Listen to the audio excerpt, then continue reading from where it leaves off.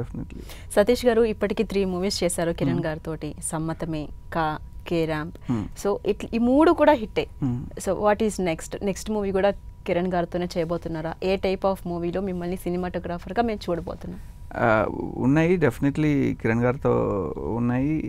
ఆయన అదే అంటారు, ఎక్స్ప్లోర్ చేయండి అని అంటారు. Will see. అంటే కిరణ్ గారి డెసిషన్ ఎప్పుడైనా, నేను నా కెరీర్ విషయంలో కిరణ్ గారు ఏ డెసిషన్ తీసుకుంటే నేను దాన్ని రెస్పెక్ట్ చేస్తాను.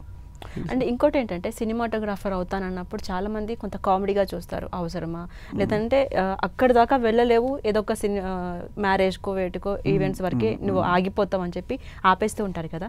ఆ కమింగ్ సినిమాటోగ్రాఫర్స్కి అవ్వాలి అనుకునే వాళ్ళకి మీరేం చెప్తారు? ఎలా ఉంటుంది ఆ ప్రాసెస్ ఇండస్ట్రీలోకి రావాలనుకునే వాళ్ళకి especially? Very good question. Actually నేను ఫ్రమ్ సిరిసిల్ల. మేము ఎడ్యుకేషన్ బ్యాక్గ్రౌండ్, మా నాన్నమ్మ గవర్నమెంట్ హెడ్ మాస్టర్. మాకు అసలు ఈ సినిమా సైడ్ వాళ్ళకి ఎవరికి తెలియదు. ఇప్పుడు మా నాన్నమ్మ చాలా షాకింగ్గా చూస్తుంది ఇప్పటికీ, ఇదంతా ఏంటి అన్నట్టుగా చూస్తుంది. కొంచెం కిరణ్ గారు కూడా ఇంటికి వస్తారు అప్పుడప్పుడు.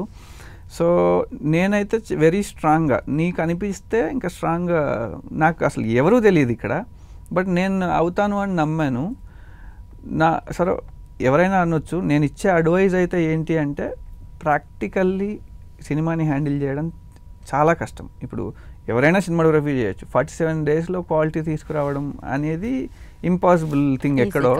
ఈ క్వాలిటీ, ఆ విషయంలో మనం క్లారిటీ ఉండాలంటే మనకు ప్రాక్టికల్ ఎక్స్పీరియన్స్ చాలా కావాలి.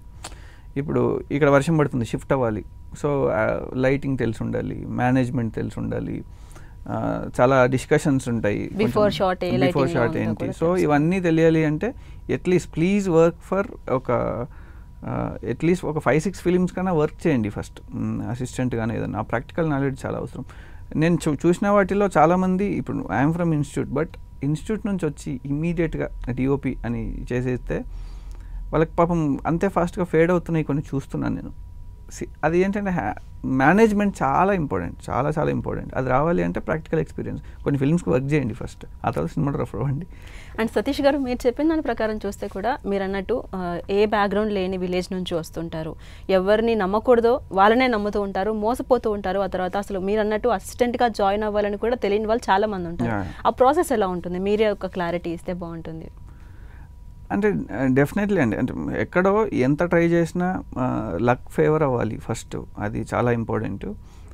రెండోది ఏంటంటే మెనీ రీజన్స్ అండి. మనం కొన్నిసార్లు బ్రేవ్గా బిహేవ్ చేస్తాం, అవతలోడికి యాటిట్యూడ్లా అనిపిస్తుంది. మనం కొంచెం వెళ్ళి రిక్వెస్టింగ్ మోడ్లో ఉంటాం, అవతలోడికి తక్కువ అనిపిస్తుంది.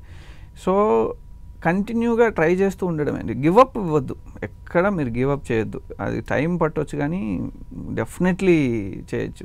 ఫిక్స్ అయ్యి వస్తే నేను ఏం చెప్తా అంటే, ఒక 18 years ఏజ్లో అవుదామని వస్తే ఒక 25 వరకు ట్రై చేయండి, 7 years.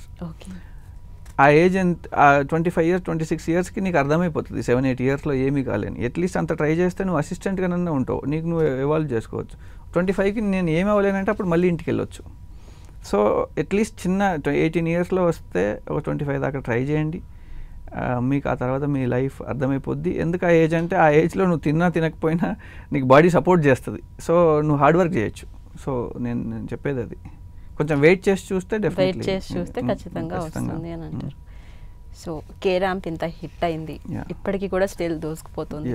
అండ్ కలెక్షన్స్ పరంగా కావచ్చు, ఆడియన్స్లో క్రేజ్, ఈ సాంగ్, సోషల్ మీడియా మొత్తం ఇప్పుడు కే ర్యాంప్ అదే హవా కనిపిస్తుంది. సో ఆడియన్స్కి మీరు ఏం చెప్దాం అనుకుంటున్నారు?